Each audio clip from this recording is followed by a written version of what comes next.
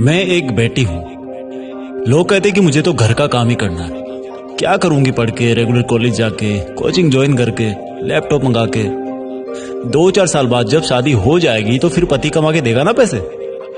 और जिनका पति कमा रहा है उनके तो घर में एक ही काफी है कमाने वाला। लड़की क्या करेगी पैसे कमा के? पैसे तो हस्बैंड देगा ना, पापा देंगे, भाई देगा। बहुत अच्छा, पैसे सब देंगे, लेकिन एक चीज उसको कोई नहीं दे सकता, वो है उसकी सेल्फ रेस्पेक्ट, सेल्फ सेटिस्फेक्शन, उसका खुद के पैरों पे खड़ी होने का सपना, उसका अपनी जिंदगी अपनी मर्जी के हिसाब से जीने का सपना। यहां पर बेटा 4 कोचिंग में पढ़कर अच्छे मार्क्स नहीं ला सकता, वहीं पर बेटियां 4 दीवारी में रहकर टॉप पर जाती है। कितनी मुश्किलें आती है बेटियों को 4 दीवारों से चांद सितारों तक जाने में।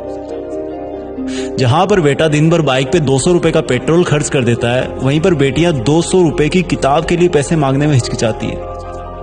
ये जो हम बेटियों को 1000, 500 या 200 रुपए देते हैं ना, कभी पूछना उनके दिल से कि कहीं उनको ये भीख तो नहीं लगती।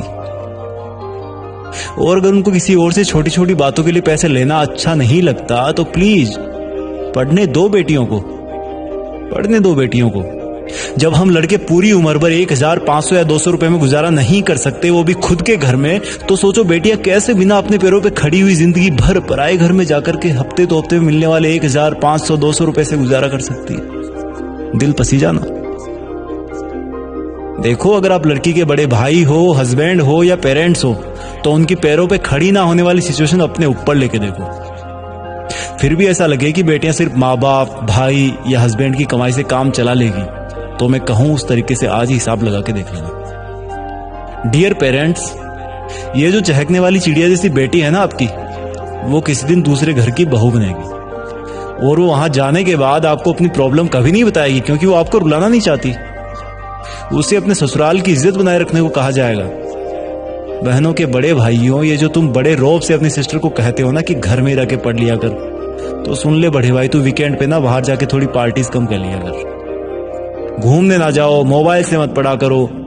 इन सब की नसीहत देते रहते हो ना, वो ही सिस्टर किसी दिन एक परिवार की काम वाली बहू बन के रह जाएगी। बेटियां कहने को तो 2 घरों की होती है, लेकिन असल में कभी कभी ना इधर की होती है ना उधर की। टाइम बदलता है। हर एक माँ कभी बेटी थी और बेटी ही किसी दिन माँ बनती है। और अगर कोई बेटी इस वक्त जीत फिक्स के इस वीडियो को देख रही है ना या सुन रही है, तो सुनो बेटी, अगर तुम भी बेटी की माँ बनो किसी दिन, तो अपनी कहानी जरूर सुनाना उसको। शायद सब लोग बेटियों को बेटों के बराबर स्वीकारना शुरू कर दें। जब रक्षाबंधन आए तब भले ही तुम अपनी बहन या बेटी को गिफ्ट ना देना, लेकिन उसको एक वचन जरूर देना कि चाहे कुछ भी हो जाए बेटी, मैं तुम्हें तब तक पढ़ाऊंगा जब तक तुम्हारे सपने पूरे नहीं हो जाते। और ये वचन तुम राखी बंधवाने के बाद नहीं दोगे, पहले तुम ये वचन दोगे तब वो तुम्हें राखी बांधेगी।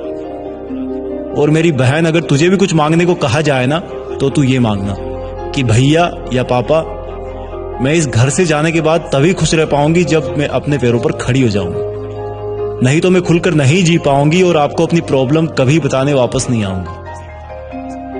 आओ कुछ बदलाव करते हैं। जय हिंद।